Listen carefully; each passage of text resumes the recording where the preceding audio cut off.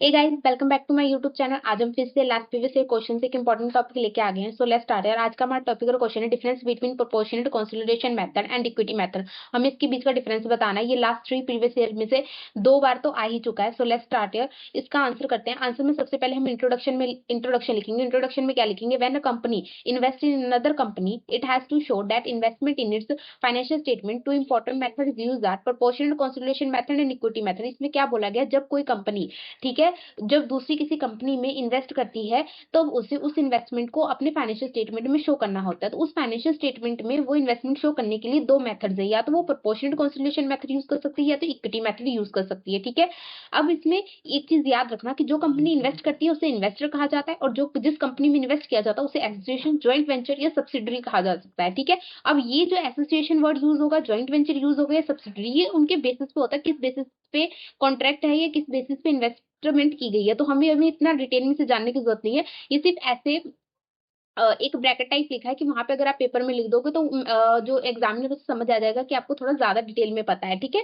तो आगे देखते हैं। अब इसमें क्या लिखा है? Below is the full explanation with clear difference. अब हम फुल एक्सप्लेनेशन देंगे किसकी? पहले तो हम प्रोपोर्शनल कंसीडरेशन मेथड देखेंगे। अब इसका मीनिंग पहले लिखना होगा। मैंने आपको कितनी बार बोला है कि जब भी आप डिफरेंस लिखें तो डायरेक्ट डिफरेंस यूज नहीं करना है। ठीक है, किसी भी चीज का डिफरेंस हो, पहले दो चीजों का डिफरेंस है ना, उनके पहले मीनिंग जरूर लिखने होते हैं। ठीक है, इससे आपका पेज भी बढ़ जाता है और इससे जो एग्जामिनर होता है इस पे एक्सप्रेशन भी अच्छा पड़ता है, इंप्रेशन भी अच्छा पड़ता है। ठीक है, अब देखो पहले प्रोपोर्शनल कंसीडरेशन मेथड का मीनिंग लिखते हैं। इसमें क्या है? Under this method the investor include is share of each asset, liberties, income and expense of the joint venture in its own financial statement. इसमें क्या करता है? जो इन्वेस्टर होता है ना, वो क्या करता है? अपने ऑन्स के अकॉर्डिंग, जो जितने परसेंट ऑफ शेयर वो ऑन करेगा उसकी बेसिस पे वो जॉइंट वेंचर में से जितनी भी उसकी लिबर्टी होगी, एसेट्स होगी, इनकम होगी, एक्सपेंस होगी, उस पर वो परसेंटेज लगा के वो अपने फाइनेंशियल स्टेटमेंट पे ऐड कर देगा। ठीक है, अब इसमें एग्जांपल देखो। एग्जांपल क्या है? If a company A owns 40% of the joint venture, then A will be include 40% of joint venture of assets, liberty, income and expense in its book। वही बोला है कि जब कंपनी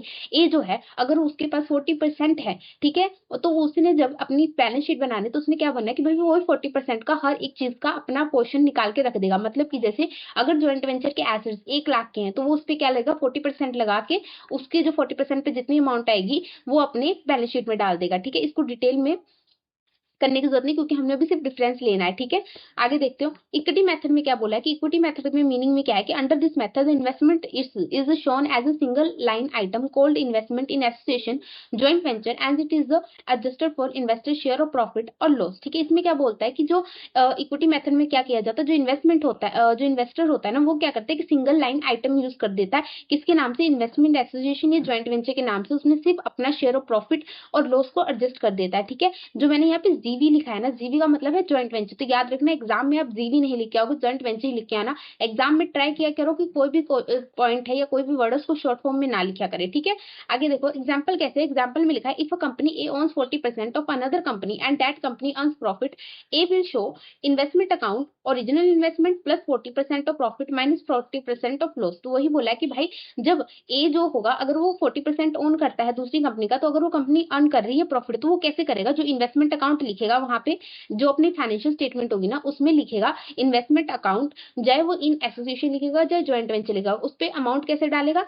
जो ओरिजिनल इन्वेस्टमेंट उसने जितनी इन्वेस्टमेंट की होगी उसमें प्लस कर देगा जितना उसको प्रॉफिट मिलना चाहिए था, या माइनस कर देगा लॉस। मतलब कि अगर उसको प्रॉफिट हो रहा है तो वो 40% ऑफ प्रॉफिट ऐड करेगा, अगर उस कंपनी को लॉस हो रहा है तो वो -40% करेगा। ठीक है, तो एक ही लाइन में अमाउंट हो जाएगी। ठीक है, अब आगे देखो। अब इसका डिफरेंस आ गया कि डिफरेंस क्या है proportional consideration versus equity method का। ठीक है, अब पहला मीनिंग क्या है? मीनिंग में पहला है कि जो प्रोपोर्शनल कंसीडरेशन मेथड है, investor record its share of every item of the joint venture. जो प्रोपोर्शनल कंसीडरेशन मेथड होता है ना, मैंने आपको पहले ही बता दिया कि वो अपने शेयर के अकॉर्डिंग हर एक आइटम को अपने फाइनेंशियल स्टेटमेंट में डालेगा। ठीक है, वो क्या करेगा? अगर 40% ओन करता है तो वो 40% of assets, 40% of liberty, 40% of expense, 40% of income, सब कुछ वैसे का वैसे ही डालेगा। ठीक है, 40% अपने पोर्शन निकाल निकाल के डालता जाएगा। ठीक है, अब इक्विटी मेथड में क्या होता है? Investor record investment as a one single line and adjust it for profit and loss, वो किसमें क्या करेगा इक्विटी मेथड में, जो इन्वेस्टर होगा ना वो इन्वेस्टमेंट को सिर्फ एक सिंगल लाइन दिखेगा, मतलब कि वो वहां पे सिर्फ एक ही एंट्री डालेगा कि इन्वेस्टमेंट इन एसोसिएशन या ज्वाइंट वेंचर के नाम से एक एंट्री डालेगा। उसमें वो क्या करेगा, अपना प्रॉफिट को जो अमाउंट होगी वो कैसे डालेगा, वो अमाउंट कैसे डालेगा कि उसमें क्या करेगा, ओरिजिनल जो इन्वेस्टमेंट होगी, जो यहाँ पे मैंने आपको फॉर्मूला दिखाया ना, ओरिजिनल इन्वेस्टमेंट में अपना अगर उसे प्रॉफिट होगा तो उतने शेयर का प्रॉफिट ऐड कर देगा, अगर उसे लॉस होगा तो उतने माइनस कर देगा उतने लॉस को, ठीक है, एडजस्ट करके, इसीलिए यहाँ लिखा है कि adjust it for profit and loss के अकॉर्डिंग वो अमाउंट डाल देगा, ठीक है। अब देखो अब इसमें क्या है कि प्रेजेंटेशन स्टाइल क्या है, जो प्रोपोर्शनल कंसिडरेशन मेथड वो लाइन बाय लाइन रिपोर्टिंग होती है, क्यों, क्योंकि देखो हर एक चीज वो अपने परसेंटेज के अपने शेयर के अकॉर्डिंग डालता जाता है, मतलब कि एसेट्स डी लिबर्टी से, मतलब जैसे P&L अकाउंट बनता है, जैसे बैलेंस शीट बनती है ना, सारी आइटम्स वैसे ही डालेगा, बस वहां पे ज्वाइंट वेंचर का टोटल नहीं लिखेगा, वो अपने पोर्शन का टोटल, अपने पोर्शन जितना उसकी शेयर ऑफ चाहे 40% ओन करता होगा ना, तो 40% एवरीथिंग का वो वहां पे डालता जाएगा। तो मतलब एक according line by line he reporting हो रही है, हर एक चीज की रिपोर्टिंग हो रही है डिटेल में, ठीक है। इक्विटी मेथड में क्या है कि सिंगल लाइन रिपोर्टिंग होती है, मतलब कि आपको वो सब कुछ नहीं बताएगा, वो सिर्फ एक एंट्री डाला, उसी एंट्री में उसने जितनी एडजस्टमेंट करनी थी सब करके एक ही अमाउंट डाल दी आपको, तो मतलब वो सिंगल लाइन रिपोर्टिंग होगी, मतलब सिर्फ एक ही चीज जितनी जरूरत थी उतनी ही बता दी, ठीक है। अब देखो आगे यूजेस क्या है, प्रोपोर्शनल कंसिडरेशन मेथड क्या है, मेनली फॉर ज्वाइंट वेंचर, मतलब कि वो ज्वाइंट वेंचर के लिए ज्यादा यूज होती है। Equity method mainly for association, ये किसके लिए ज्यादा यूज होती है, एसोसिएशन, मैंने आपको पहले ही बोल दिया कि था, ऊपरी मैंने बोल दिया था कि भाई जो लोग जिसमें इन्वेस्ट किया जाता है वो या तो सब्सिडरी कहलाती है, या तो ज्वाइंट वेंचर कहलाती है, या तो एसोसिएशन कराती है, ठीक है। ये उनके बेसिस पे कहलाती है कि किस बेसिस पे कॉन्ट्रैक्ट है, कितने परसेंट का शेयर है, ठीक है। ऐसा नहीं होता कि हर एक कंपनी को एक ही या सारी कंपनी जिसमें इन्वेस्ट किया जाता है ज्वाइंट वेंचर ही बन जाए, एस सब्सिडरी बन जाए, ऐसा नहीं होता, ठीक है। तो इसीलिए यहाँ बोला कि जो प्रोपोर्शनल कंसोलिडेशन मेथड वो ज्यादातर कहाँ यूज किया जाता है, ज्वाइंट वेंचर के लिए यूज किया जाता है, और इक्विटी मेथड किसके लिए ज्यादा यूज किया जाता है, एसोसिएशन के लिए यूज किया जाता है, ठीक है।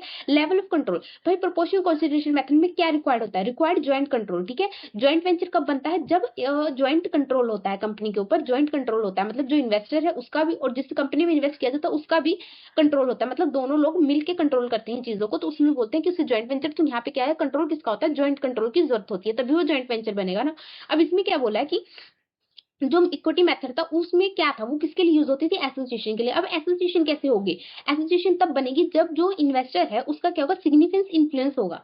सिग्निफिकेंस इन्फ्लुएंस कैसे हो सकता है, या तो वो 20 से 50% के बीच बीच में उस कंपनी के ओन से शेयर करना चाहिए, अगर वो 20 से नीचे ओन कर रहा है तो भाई उसका सिग्निफिकेंस इन्फ्लुएंस नहीं है, तो वो एसोसिएशन नहीं बन पाएगी, मतलब जो जिस कंपनी में इन्वेस्ट किया वो एसोसिएशन नहीं बन पाएगी इन्वेस्टर की, ठीक है।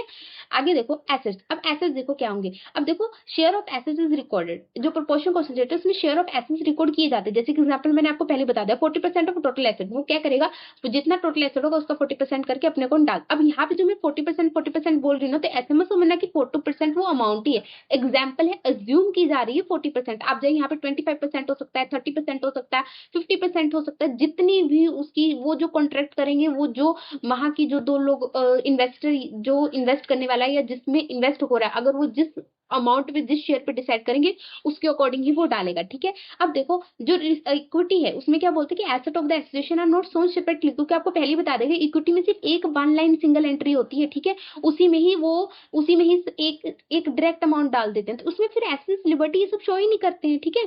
तो अब देखो लिबर्टीज, अब यहाँ पे ना देखना, अब लिबर्टी में भी क्या है, जो प्रोपोर्शनल कंसिडरेशन मेथड है उसमें शेयर ऑफ लिबर्टीज रिकॉर्डेड होती है, मतलब कि सेपरेट रिकॉर्ड की जाती है, आपको पहले ही बता दिया कि जो प्रोपोर्शनल कंसिडरेटर वो एसेट का, लिबर्टीज का, इनकम का, एक्सपेंस सबका ही एंट्री डालता है, ठीक है। इक्विटी मेथड सिर्फ वन लाइन आइटम होती है, तो आफ्टर बोलते हैं लिबर्टी आर नॉट शोन, मतलब लिबर्टी अलग से शो नहीं की जाएगी, ठीक है।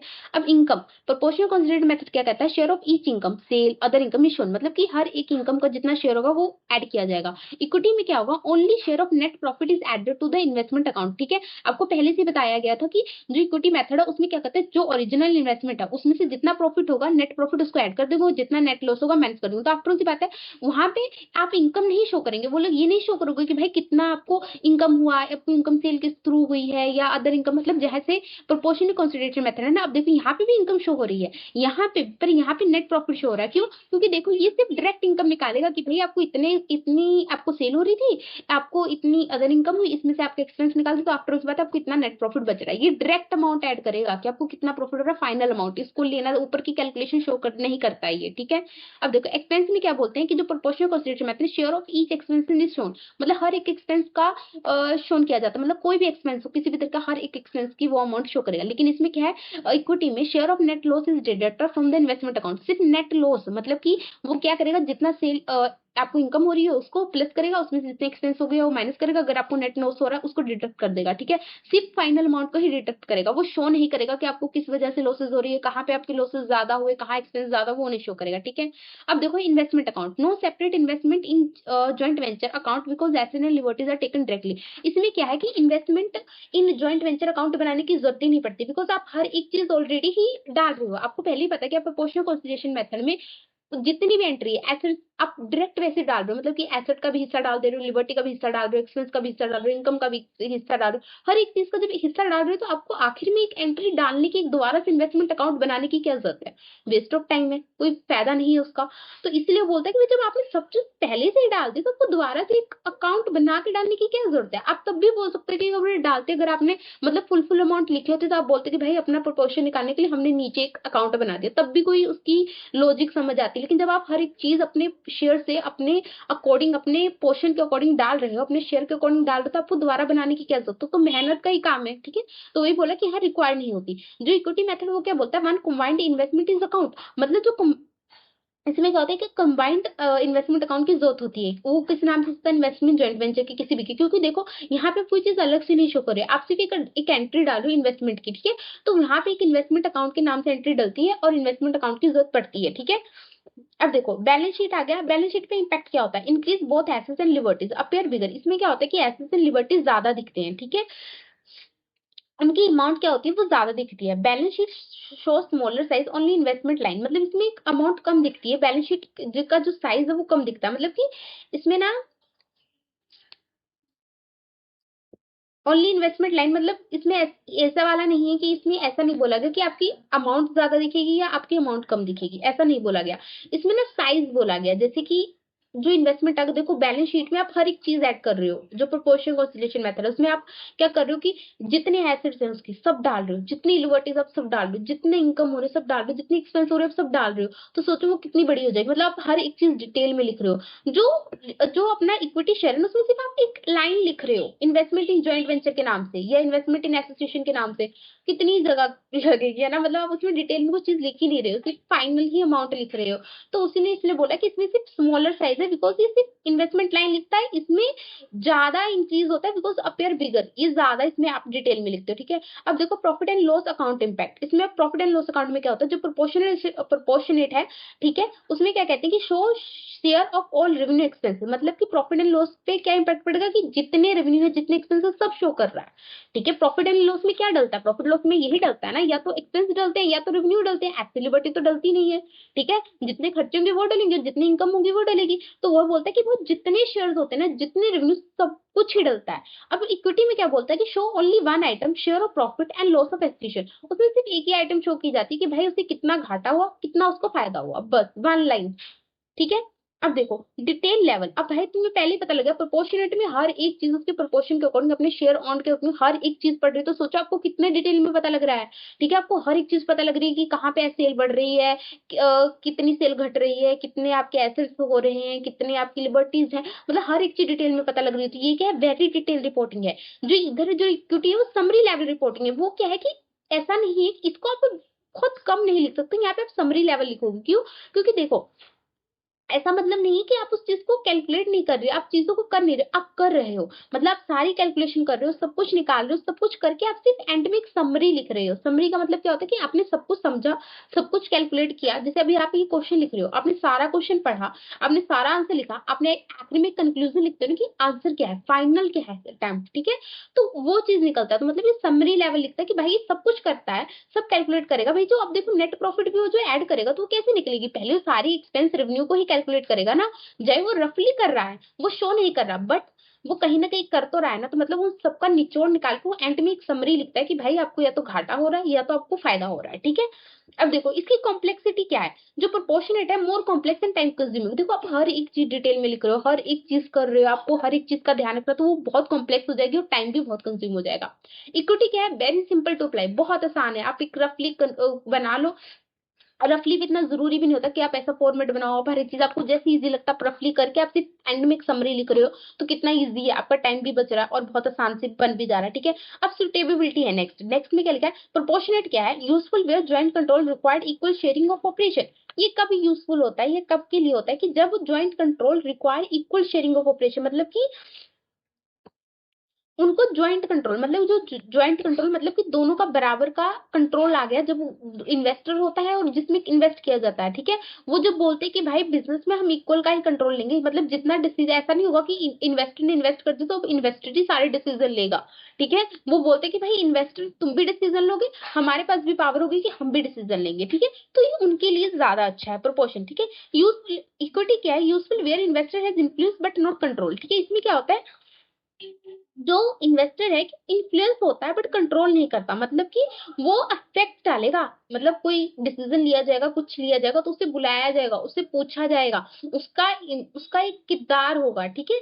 तो वो इन्फ्लुएंस है, बट वो ऐसे नहीं कर सकता कि नहीं ऐसे नहीं ऐसे ही होगा, कंट्रोल नहीं कर सकता। आप बोलते हो ना काफी बार जैसे कि यूट्यूबर्स हैं जो लोग, मतलब क्या कहते हैं उसको, जो फूड ट्राई करते हैं, मतलब जो फूड टेस्टिंग करते हैं, ठीक है। वो लोग आपको बताते हैं ना यहाँ का खाना ऐसा है, ए का खाना ऐसा है, या ये क्रीम ऐसी है, ये क्रीम ऐसी है, इसके एडवांटेज ये, तो आप देखते हो ना, तो वो आपको इन्फ्लुएंस करने की कोशिश करते हैं कि आप ये क्रीम खरीदो, आपके अकॉर्डिंग अच्छा है, कि आप हेयर फॉल हो रहे हैं तो आप खरीदो, बट वो आपको मजबूर नहीं कर सकते कि आपको करना ही करना। आप देख लेते हो, अगर आप इन्फ्लुएंस हो जाते हो तो आप कर लेते हो, अगर नहीं आप इन्फ्लुएंस होते तो आप नहीं करते हो। तो वही चीज है कि इन्वेस्टर इन्फ्लुएंस जरूर करेगा आपके डिसीजन को, ट्राई जरूर करेगा, बट वो कंट्रोल नहीं कर सकता, बाकी डिसीजन उसी का होगा, ठीक है, जो जिस कंपनी में इन्वेस्ट किया जाएगा, जो कंपनी सॉरी इन्वेस्ट होगी।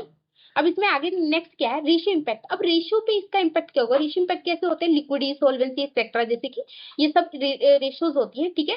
अब इसमें प्रोपोर्शनलिटी में क्या है, रेशियो में भी affected because asset and liberty increase. इसमें क्या होगा, जो रेशियो होगी वो इफेक्ट होगी, क्यों, एसेट एंड लिबर्टी, जो अपनी रेशियो होती है लिक्विडिटी सॉल्वेंसी किसके ऊपर बेसिस होती है, एसेट्स के ऊपर, लिबर्टीज के ऊपर। जब ये चीजें बढ़ रही है तो आफ्टर सी बात है उन पे इम्पैक्ट होगा। अब इक्विटी में क्या है कि रेशियो में not be affected much due to less impact on balance sheet size, मतलब कोई फर्क ही नहीं पड़ेगा, बिकॉज बैलेंस शीट पे ज्यादातर इम्पैक्ट ही नहीं पड़ रहा। देखो आप कोई चीज आप हर एक चीज प्रोपोर्शनेट में डाल रहे हो, सारी एसेट्स डाल रहे हो, सारी लिबर्टी डाल रहे हो, तो वो सब चीजें आप जब रेशियो निकालोगे तो फर्क भी तो पड़ेगा ना, उसकी अमाउंट बढ़ती जाएगी ना। जब आप जब इक्विटी में हो तब आप सिर्फ एक लाइन लिख रहे हो, तो उससे कोई एसेट में या लिबर्टी में कितना ही फर्क पड़ेगा, ठीक है। तो आगे क्या लिखा है कि नेक्स्ट क्या है, रिस्क विजिबिलिटी, ठीक है। इसमें क्या बोलते हैं कि show investor share of risk clearly because liberties are include. इसमें क्या होता है कि जो इन्वेस्टर होता है ना, उसको अपना रिस्क जो शेयर है कितना उसको रिस्क उठाना पड़ेगा एग्जैक्टली दिखता है, क्यों, क्योंकि लिबर्टी इंक्लूड होती है, मतलब कि उसमें उसने पहले बता दिया कि कितनी लिबर्टी इंक्लूड होगी, कितना क्रेडिटर कितना शेयर होगा। जब आपको हर एक चीज डिटेल में पता तो आपको पता होगा कि आपको कितना रिस्क फ्यूचर में उठाना पड़ेगा, या आपके ऊपर कितना बर्डन है, ठीक है। अब इसमें क्या है, इक्विटी में क्या है, risk is less visible because liberties are not shown, मतलब जो इक्विटी वो तो एक सिंगल लाइन ही यूज कर रहा है ना, वो आखिर में ही आपको बता रहा है या तो आपको प्रॉफिट हो रहा है या तो आपको घाटा हो रहा है। अब ये थोड़ा ना बता रहा है कि आपके पास कितनी लिबर्टीज है, आपके पास कितना जिम्मेवारी है, कितनी आपको क्रेडिटर पे करना है, वो तो बता ही नहीं रहा डिटेल में। तो आपको डायरेक्ट नहीं पता लगता, आपको सिर्फ इतना पता लगता, आखिरी की समरी पता लगती है कि या तो आपको प्रॉफिट होगा या तो आपको घाटा होगा, ठीक है। आगे देखो, आगे क्या है, अकाउंटिंग स्टैंडर्ड प्रेफरेंस, ठीक है। IFRS early allowed it for JV, now replace mostly by equity method. ये बोला कि जो आईएफआरएस था ना, उसने पहले क्या किया था, प्रोपोर्शनेट जो मेथड था वो जेवी मतलब जॉइंट वेंचर के लिए अलाउड किया था, बट अभी इसको भी बोल दिया कि भाई आप इक्विटी मेथड से यूज कर सकते हो, ठीक है।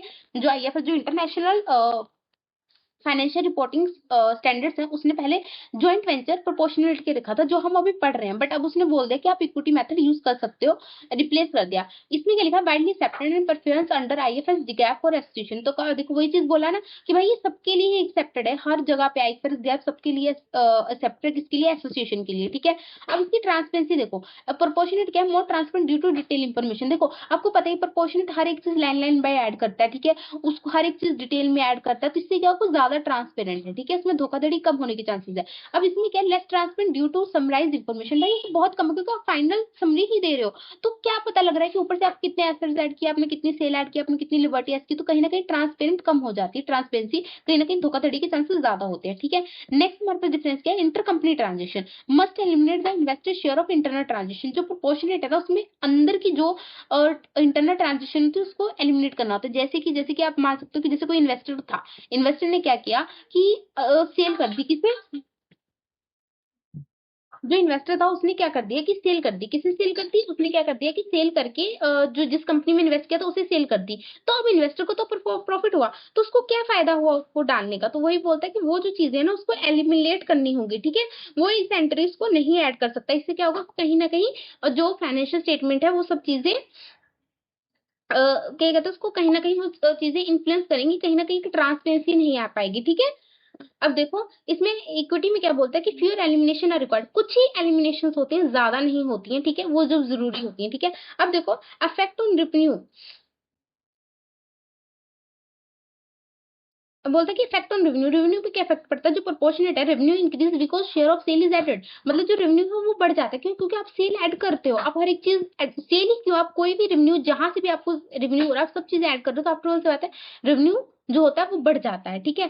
अब revenue does not increase only profit share, मतलब रेवेन्यू ही नहीं ऐड करते आप लोग उसमें, आप सिर्फ प्रॉफिट लिखते हो, तो इसलिए क्या होता है कि वहां पे आपका रेवेन्यू इंक्रीज नहीं शो करता है, बिकॉज आपका प्रॉफिट ही होता है, मतलब आप हर एक चीज जैसे डालते हो तो वहां शो करने की जरूरत ही नहीं है, ठीक है। Affect on expense, expense increase because share of expense is added, expense बढ़ जाएंगे क्यों, क्योंकि यहाँ पर हर एक एक्सपेंस का शेयर डाल दो, expense do not increase separately, expense increase separately मतलब अलग से डाले नहीं जाते तो बढ़ेंगे कहाँ से, ठीक है। Overall impact show operational involvement, ये क्या शो करता है, ऑपरेशनल इन्वॉल्वमेंट, ठीक है, मतलब ऑपरेशन मतलब कि कंट्रोल बता रहा है ना, कि मतलब हर एक चीज पे इफेक्ट बता रहा है। ये क्या शो करता है, फाइनेंशियल इन्वॉल्वमेंट, मतलब सिर्फ फाइनेंशियल की ही लेन देन बताता है, सिर्फ प्रॉफिट एंड लॉस बताया। ऑपरेशन इन्वॉल्वमेंट मतलब हर एक चीज की इन्वॉल्वमेंट बता रहा है, हर एक एसेट्स कितनी है, लिबर्टी कितनी है, ठीक है, तो ऑपरेशन इन्वॉल्वमेंट हो गया, ठीक है।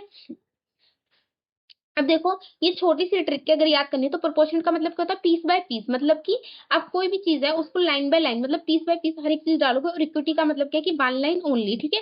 इसमें क्या है कि आप सिर्फ एक ही लाइन डालते हो ओनली, मतलब एक ही लाइन डालते हो बस फाइनल की, ठीक है, आपको इतना करने की जरूरत नहीं। देखो ये मैंने ज्यादा ही डिफरेंस लिखे हैं क्योंकि मेरे को पता नहीं लगा कि आपको कौन सी इजी लगे, आपको जितने जो सी इजी लगे आप वही वाले डिफरेंसेस आराम से लिख सकते हो, ठीक है। आपको ज्यादा, क्योंकि देखो आप ऊपर से मीनिंग भी लिख रहे हो तो एक दो एक शीट तो आगे और पीछे से एक तो मीनिंग में ही भर जाएगी, ठीक है, बाकी आप डिफरेंस अपने अकॉर्डिंग लिख सकते हो। आपको जोन से पॉइंट इजी लगते हैं वो वाले उठा लेना, ठीक है, उसी को ही एग्जाम में लिख देना, ठीक है। आज के लिए इतना ही, आज के लिए इतना ही, थैंक यू फॉर वॉचिंग, मिलते हैं नेक्स्ट वीडियो।